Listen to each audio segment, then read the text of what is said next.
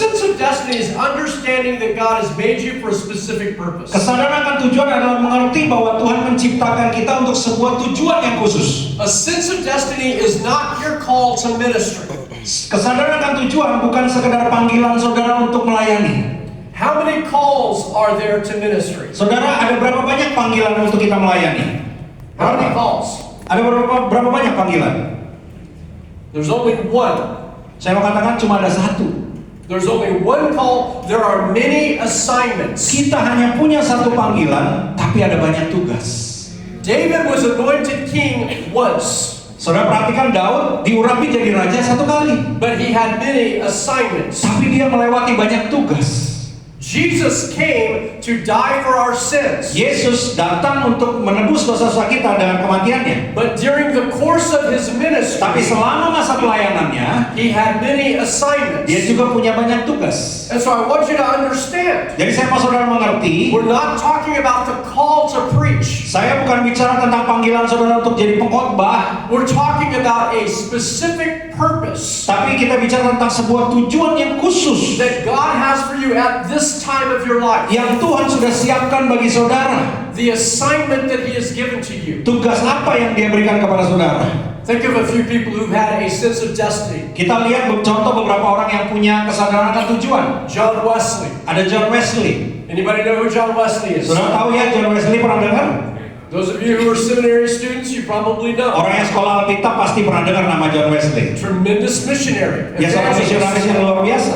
Hudson Taylor, Ada Hudson Taylor juga. missionary to China. Dia seorang misionaris ke Cina. Called out thousands of Lewat missionaries. pelayanannya dia menginspirasi banyak misionaris datang ke Cina. Mother Teresa Ada Bunda Teresa. gave her entire life Dia memberi sepanjang hidupnya to serving the lepers in Calcutta. untuk melayani orang-orang dengan sakit kusta di Kalkuta, India.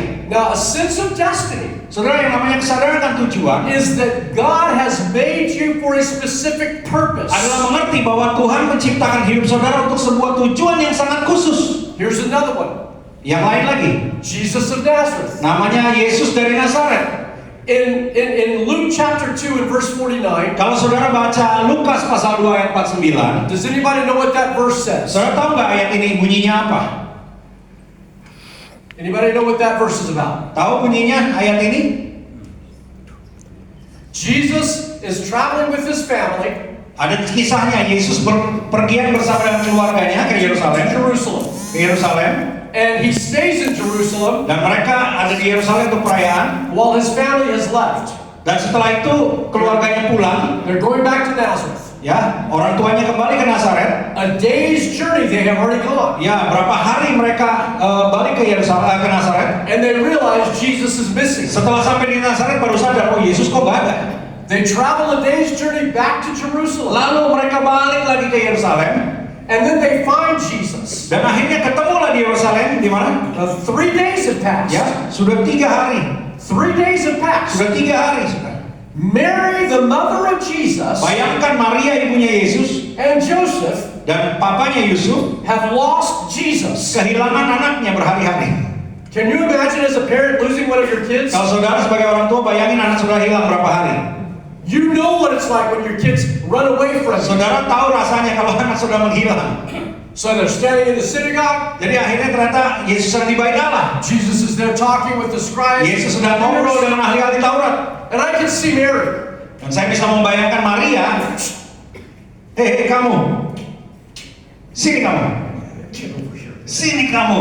Get over here. Sini kamu. Joseph, get in there and get him. Yusuf tarik dia. And Jesus comes out. Jadi lalu Yesus datang. And she says, don't you know we were worried about Lalu you? Maria berkata, tidakkah kamu tahu kami sangat We khawatir? didn't know where to find you. Kami mencari-cari kamu. Now what does Jesus reply? Lalu apa jawaban Yesus? Shouldn't I be about my Father's business? Yesus berkata, tidakkah engkau tahu aku harus mengerjakan pekerjaan Bapakku? Now how old is Jesus? Nah, waktu kisah ini, saudara tahu berapa umur Yesus? 12. He's 12 years old. Dia baru 12 tahun. At 12 years of age, he has a sense of destiny. Tapi di usia Yesus 12 tahun, dia mendapatkan kesadaran akan tujuan. He knows that he is made for a specific purpose. Dia tahu bahwa dia ada untuk sebuah tujuan yang khusus. I know that when I was 11 years old, Saya waktu dulu usia 11 I tahun. was in a church praying. Waktu itu saya ada di ibadah gereja, saya berdoa di depan. A revelation from God. Lalu saya dapat penglihatan dari Tuhan. I was kneeling down praying, seeking God. Waktu itu saya di altar call, saya berlutut. And I had a vision of myself sitting in front of a television. Tuhan beri saya penglihatan, saya seperti sedang duduk di depan sebuah televisi. On the television there were different countries that were going across the screen. Dan di TV itu saya ditunjukkan berbagai negara. It was kind of like watching the news. Seperti saudara sedang nonton berita. China, Tiba-tiba ada negara Cina, India, Russia, Rusia, Romania, Rumania, many countries. banyak negara. And the Lord spoke to me. Dan Tuhan bicara kepada saya. And He said, I'm going to send you to the nations to preach the Dan Tuhan gospel. berkata, aku akan mengutus kamu ke bangsa-bangsa untuk memberitakan Injil. I was 11 years old. Waktu itu umur saya baru 11 tahun. I stood up that night. Malam itu saya berdiri di depan. I told the people in the church the vision Saya I had. ceritakan kepada jemaat Tuhan penglihatan yang saya dapat. And immediately, Dan segera they started saying, you're going to be a great pastor. beberapa orang langsung berkata begini, wah kamu masih jadi gembala sidang yang hebat. You're going to be a great pastor. Kamu masih jadi gembala sidang. I didn't want to be a pastor. Saya bilang, saya nggak mau jadi gembala sidang. I didn't say anything about being a pastor. Kesaksian saya nggak bilang soal jadi gembala sidang. My dad was a pastor. Papa saya itu gembala sidang. I did not want to be the pastor Dan of the melihat dia, church. saya nggak mau jadi gembala sidang. I said, no, I'm going to the nations. Saya tahu Tuhan bilang, saya mau pergi ke bangsa-bangsa. It was not until I was 29 years old, Tapi saudara, sampai saya usia 29 tahun, 17 years later, ya, 18 tahun kemudian, that I ever left the USA and went to selama waktu itu saya nggak pernah kemana-mana, nggak pernah keluar dari Amerika. You see, you can have a sense of destiny, Saudara, sering kita bisa dapat namanya keserangan tujuan, and it takes a while to see it happen. tapi ada proses untuk kita bisa melihat penggenapannya, saudara. But you must have a sense of destiny. Tetapi saudara harus menemukan kesadaran akan tujuan. What is a sense of destiny? Apa sih sebetulnya yang disebut kesadaran akan tujuan? Everybody read this together. Mari kita akan baca sama-sama. There we go. 2, 3. Sebuah pewahyuan yang jelas tentang panggilan Allah yang spesifik bagi setiap individu, gereja atau organisasi yang membawa visi, gairah dan keyakinan yang telah dikatakan Allah. Read it one more time. Kita baca satu kali lagi. 2, 3. Sebuah pewahyuan yang jelas tentang panggilan Allah yang spesifik bagi setiap individu, gereja atau organisasi yang membawa visi, gairah dan keyakinan yang telah dikatakan Allah. It's a clear revelation from God Jadi sebuah pewahyuan yang jelas dari Tuhan for a specific purpose. atau sebuah tujuan yang sangat spesifik. Understanding that God created you. Mengerti bahwa kita diciptakan menurut gambar Allah. He created you personally Kita diciptakan secara pribadi oleh Allah. in His image. Dalam gambarnya, God created you. saudara diciptakan Tuhan. You were personally chosen by God. Bahkan dipilih secara pribadi oleh Allah. Ephesians chapter 1 and verse 11 talks Saudara bisa about baca this. Efesus pasal yang pertama ayat 11. Think about that. Coba saudara pikir, Out of all of the people in this area, dari berapa banyak orang yang ada di daerah ini, out of all of the people in Indonesia, bahkan dari banyak orang yang ada di Indonesia, God chose you. tapi Tuhan pilih saudara. Turn to your neighbor and say, God chose you. Bilang kiri kanan, Tuhan pilih kamu. God chose you. Tuhan pilih saudara. Turn to your other neighbor. God chose Bilang lagi you. kepada yang lain, Tuhan pilih kamu. I didn't choose you. Bukan saya yang pilih saudara.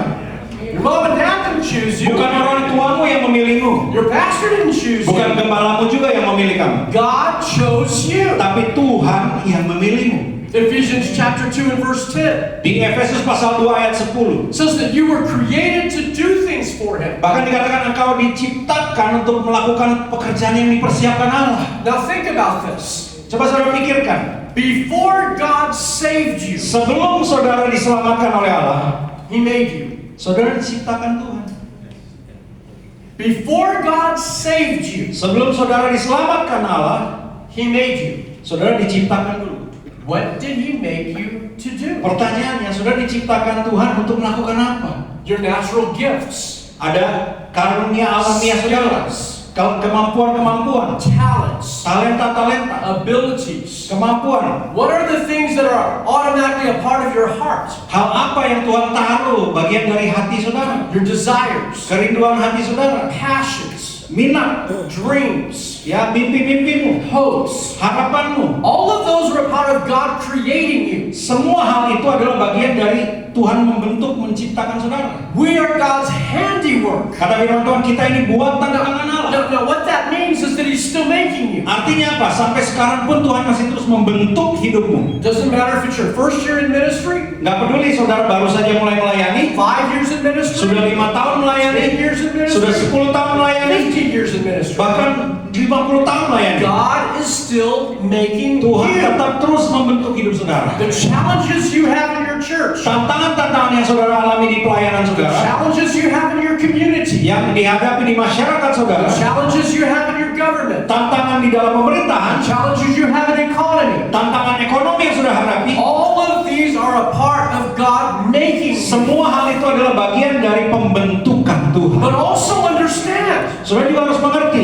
the people that God puts around you, bahwa orang-orang yang ditaruh di sekeliling saudara juga, the people that are coming to your church, orang-orang jemaat yang datang ke pelayanan saudara di gereja He's saudara, giving them to you for a purpose. mereka juga diberikan kepada saudara untuk sebuah tujuan. They're not yours, Mereka bukan punya saudara, they're His. mereka adalah milik Tuhan. And He's giving them to you. Dan mereka dipercayakan kepada saudara. And sometimes people stay and sometimes people go. Kadang-kadang ada yang bertahan, ada juga yang pergi. You need to know that God is giving you workers. Tapi saudara harus mengerti bahwa mereka diutus untuk menjadi pekerja-pekerja. You see, as pastors and leaders, Sebagai seorang gembala maupun pemimpin-pemimpin, we must find out what it is God wants us to do and passionately do it. kita harus menemukan kehendak Allah dan melakukannya dengan penuh gairah. Read that together. Kita baca sama-sama, 2, 3.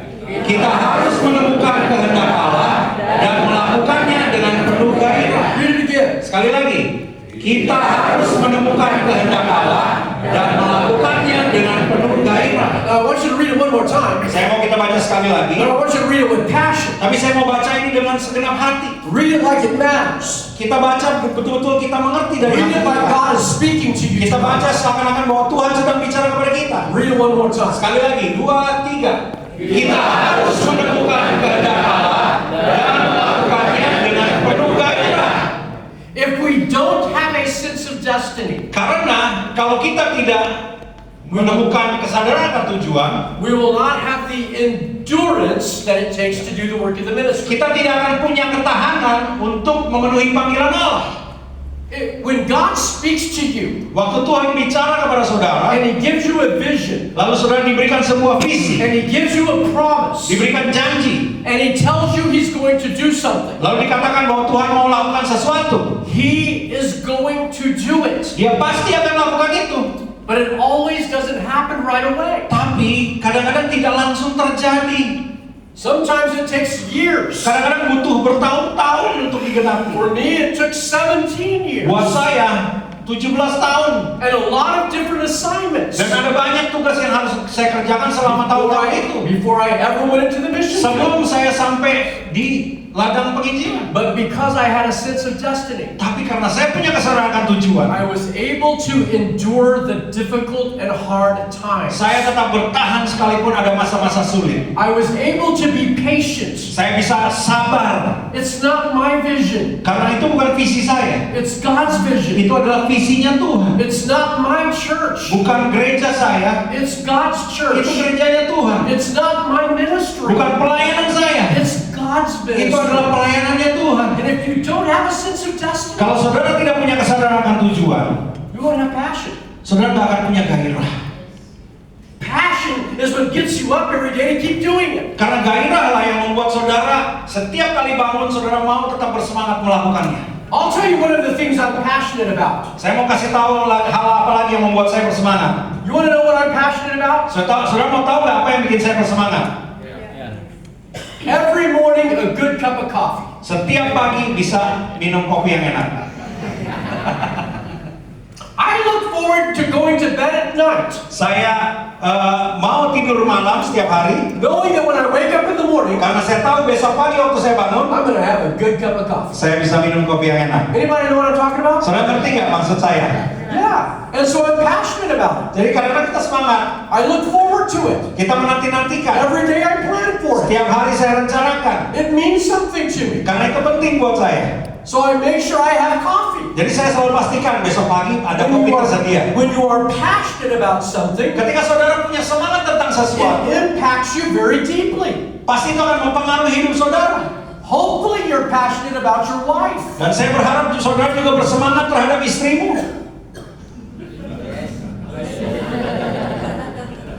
Hopefully you're still passionate about your Saya husband. harap ibu-ibu juga masih bersemangat tentang suamimu.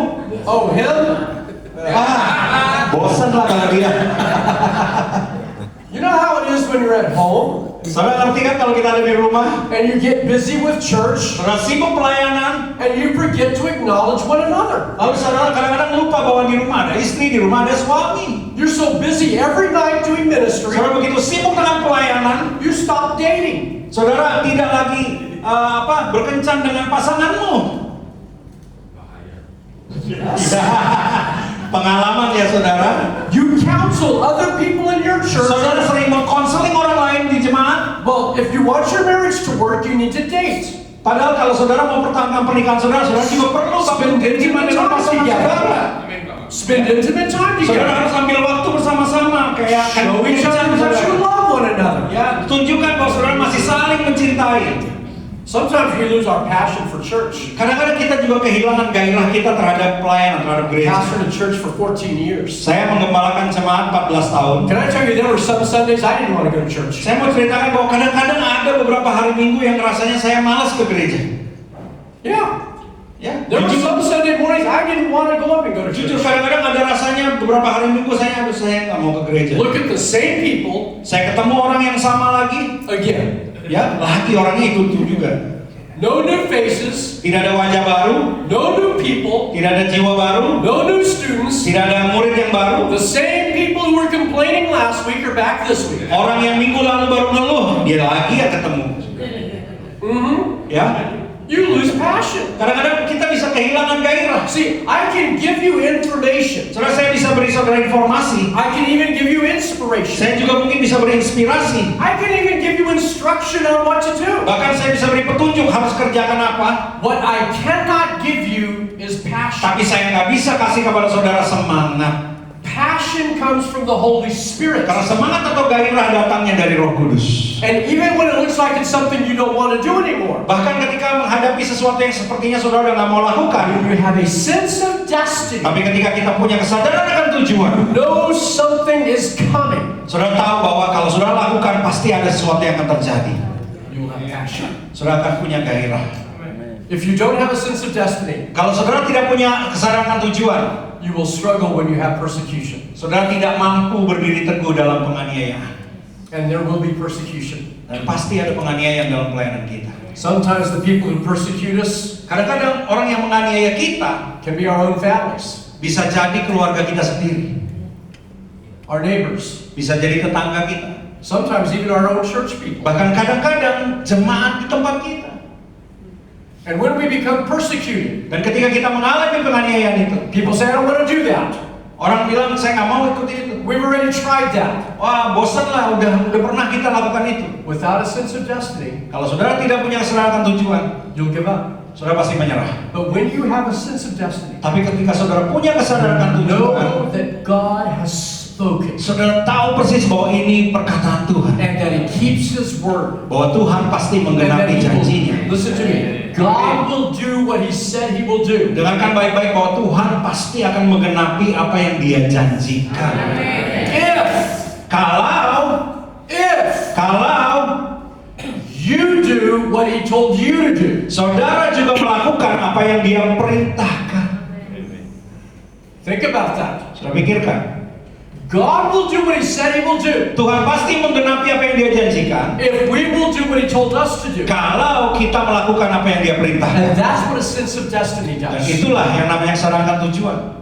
John Maxwell said, if a passion is not a quality in your life, then you are in trouble as a leader. John Maxwell berkata, jika gairah tidak menjadi sebuah kualitas dalam hidupmu, kamu adalah pemimpin yang bermasalah. Read this together. Ya, kita baca sama-sama. 2, 3. Jika gairah tidak menjadi sebuah kualitas dalam hidupmu, kamu bermasalah sebagai pemimpin. Read it one more time. Sekali lagi, 2, 3. Jika gairah tidak menjadi sebuah kualitas dalam hidupmu, kamu bermasalah sebagai pemimpin. How long will you be a leader? Kira-kira berapa lama saudara akan jadi pemimpin? Seumur hidup. Until Jesus comes. Sampai Yesus datang kembali. He's the one that called you. Karena dia yang memanggil kita. He chose you. Dia yang memilih kita. But just when you hear the call of God, Dan ketika saudara mendengar panggilan Tuhan, does not mean you have a sense of destiny. belum tentu saudara sudah mengerti kesadaran tujuan. A sense of destiny is a clear assignment. Karena kesadaran tujuan adalah sebuah tugas yang sangat jelas dari Tuhan. Jesus had a sense of destiny. Yesus punya kesadaran tujuan. Jesus' sense of destiny helped capture the heart of his followers. Kesadaran tujuan Yesus menolong dia memenangkan hati para pengikutnya. When you have a sense of destiny, Ketika saudara punya kesadaran akan tujuan, you can communicate to other people what you're doing. saudara bisa ceritakan kepada orang-orang apa yang ingin saudara lakukan. When other people know what you're doing, Waktu orang lain ngerti apa yang saudara mau kerjakan, they will follow you. maka mereka akan ikut. If people don't know what you're doing, Kalau saudara nggak ngerti saudara sedang lakukan apa, they don't know where you're going, kalau orang-orang nggak ngerti saudara mau kemana, and they don't know what the purpose in your church is, dan mereka nggak ngerti saudara ini tujuannya mau apa sih, they're not going to stay and follow you. mereka nggak akan bertahan dan ikutin saudara terus. Jesus said to his disciples, Yesus berkata kepada murid-muridnya, "Follow me, mari ikut aku, I will make you fishers of men." dan aku akan menjadikanmu penjala manusia. He spoke to them in a way Yesus bicara kepada murid-muridnya dengan that they cara would understand his purpose, yang membuat mereka mengerti apa tujuan Yesus. and he could teach them to join him. Dan Yesus mengajarkan bagaimana mengikuti dia. You see, a sense of destiny Saudara, kesadaran akan tujuan is what gets people to follow and become who you are. adalah apa yang membuat orang-orang mau mengikuti saudara. 2001, I went to a church to preach.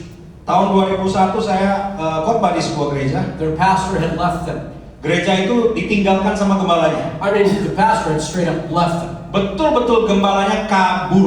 Didn't say goodbye to anybody, Tidak pernah pamitan kepada jemaat. didn't notify anybody, Gak kasih tahu sama sekali. took all of the money out of the bank, Bahkan uang kas gereja dibawa kabur. and left.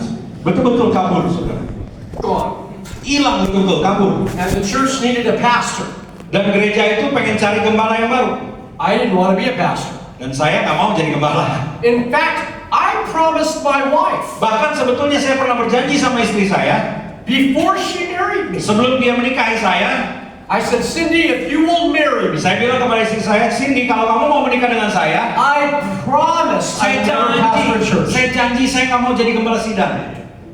Don't make promises you can't keep. Saudara, jangan buat janji yang saudara nggak bisa tepati. So they asked me, they said, "Will you come preach for us?" Akhirnya saya diundang lagi untuk khotbah di gereja itu. First Sunday in 2001, I went and preached for them. Ya, minggu pertama saya khotbah untuk mereka. And we like you. Mereka bilang, wah keren Pak Pendeta. Will you come back next week? Minggu depan khotbah lagi ya. And I'm like, "Yeah, I'll come back Saya next bilang week." oke lah, khotbah lah, bisa minggu depan saya khotbah lagi. So I came back the next week and I preached for them Saya minggu again. depan datang lagi khotbah lagi. Man, you're good. Mereka bilang, wah keren Pak, senang saya dengar khotbahnya. We think you should be our pastor. Bapak jadi gembala kami aja deh di sini. No, I'm not a pastor. Saya bilang, wah enggak, saya nggak mau jadi gembala. I'll preach for you again next Sunday, but Minggu I'm depan not saya a khotbah pastor. lagi lah, tapi saya nggak mau jadi gembala. So I went home and my wife went with me. We preached the next Sunday. Jadi saya pulang dan minggu depannya datang lagi untuk khotbah. Do you know what they did? Sudah tahu nggak apa yang mereka lakukan? They voted me in as the pastor. Mereka sepakat, udah Bapak aja jadi gembala kami di sini. 100%. 100% sepakat. Everybody in the church Semua jemaat bilang cocok. voted for me to be the pastor of the church. Bapak aja jadi gembala kami di sini. I'm like, wow, Saya bilang, wah, this is so cool. wah keren juga saya bisa dipilih begitu ya.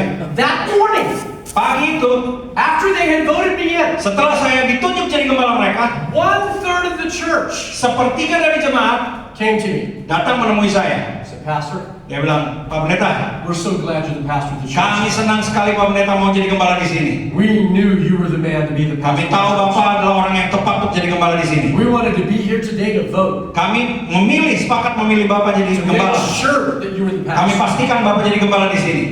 but we're leaving. Tapi kami mohon izin pindah. But we're leaving. Tapi kami izin, kami pamit mau pindah ke tempat lain. A third of the church gone. Saudara, baru dipilih tapi sepertiga pamit pindah ke tempat lain. 2 months later, 2 bulan kemudian, a third of the church comes to me. sepertiga jemaat gereja datang lagi. Pastor, Bilang lagi, Pak Gembala, are we going to keep praying this much? Pak Gembala tetap mau ajak kita doanya sepanjang itu. Are you going to keep asking people to come to the altar? Apakah selalu akan ada altar call?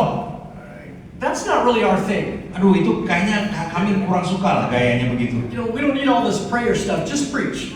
Jangan banyak-banyak doa lah, khotbah aja. And they left. Karena saya tetap, akhirnya mereka pamit pergi lagi sepertiga jemaat. They left. Mereka tinggalkan gereja lagi. I'm down to like 40 people. Sehingga jemaatnya yang tadinya lumayan sekarang tinggal 40 orang. And I'm like, God, what is going on? Nah, saya datang sama Tuhan, saya bilang, Tuhan ini ada apa?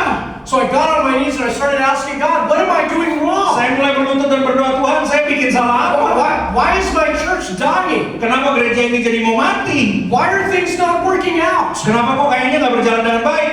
And God spoke to me. Lalu Tuhan bicara kepada saya. He gave me a sense of destiny. Saya diberikan kesadaran tujuan. He said to me, Richard, Dia katakan, Richard, I want you to do children's ministry. saya mau kamu bangun pelayanan anak.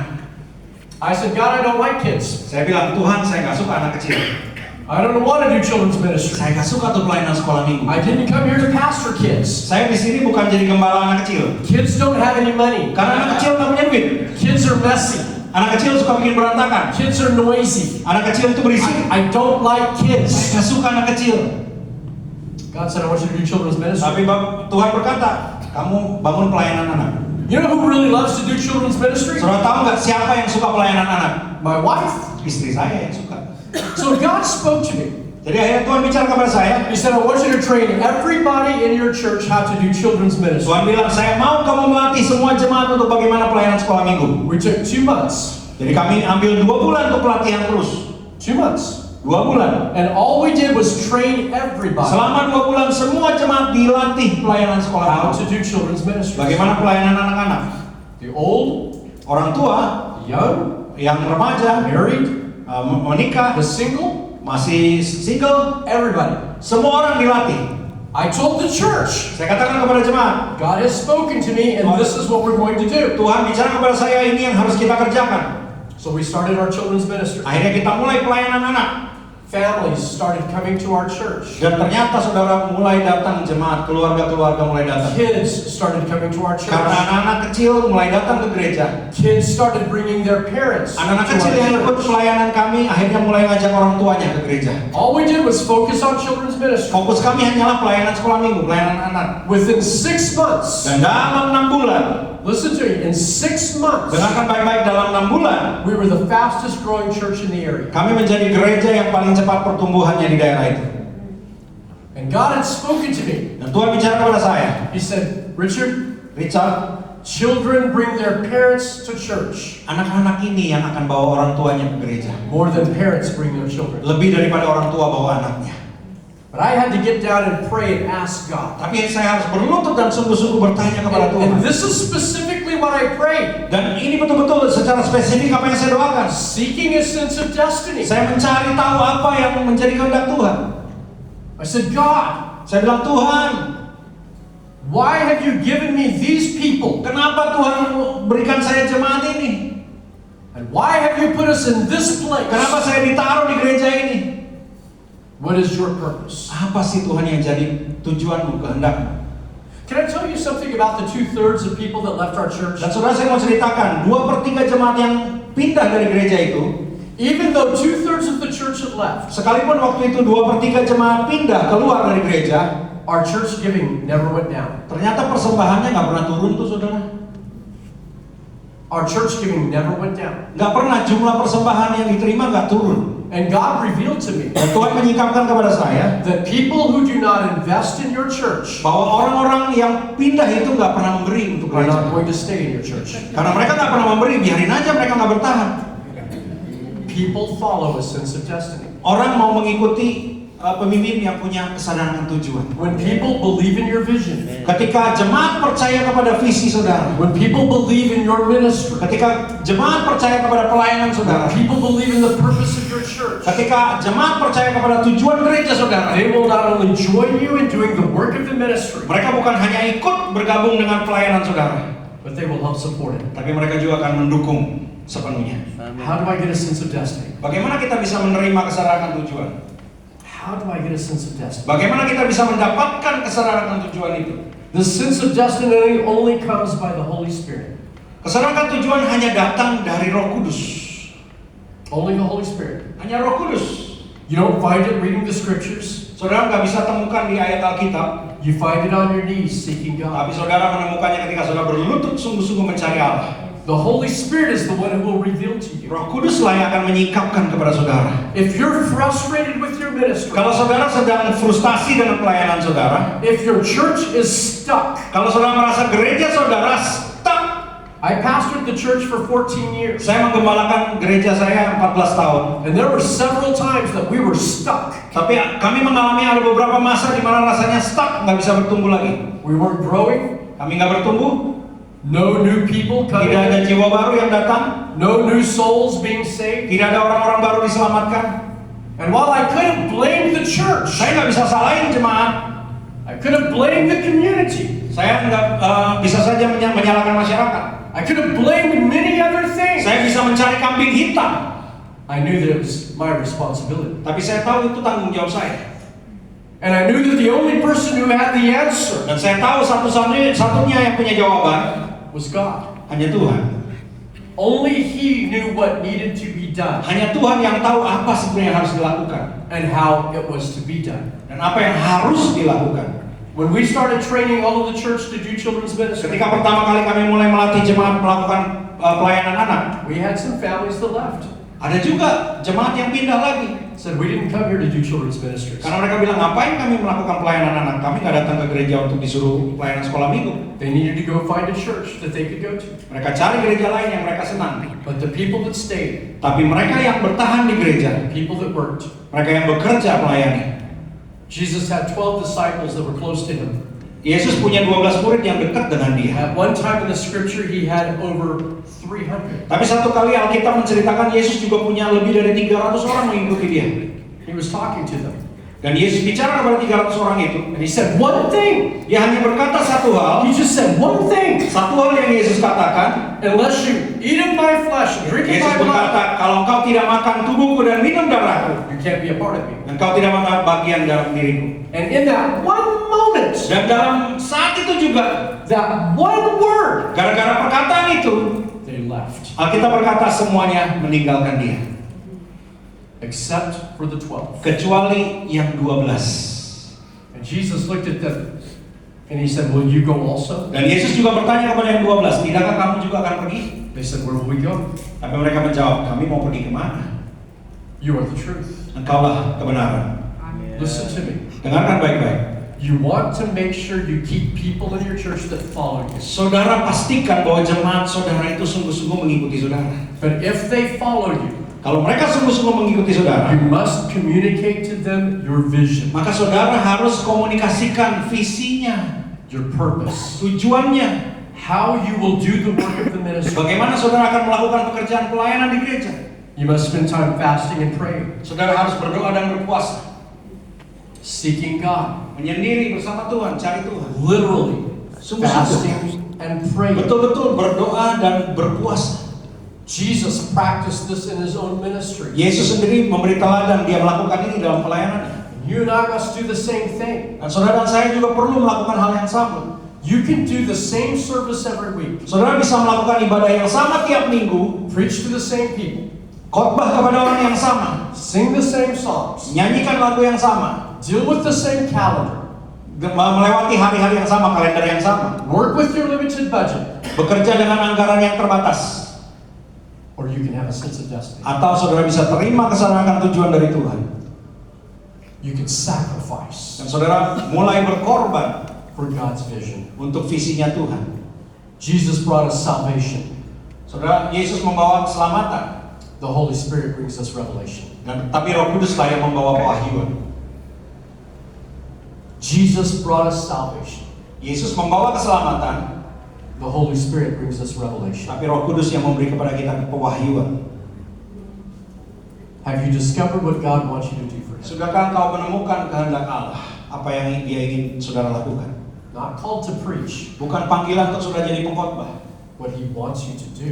tapi apa yang Tuhan ingin saudara kerjakan.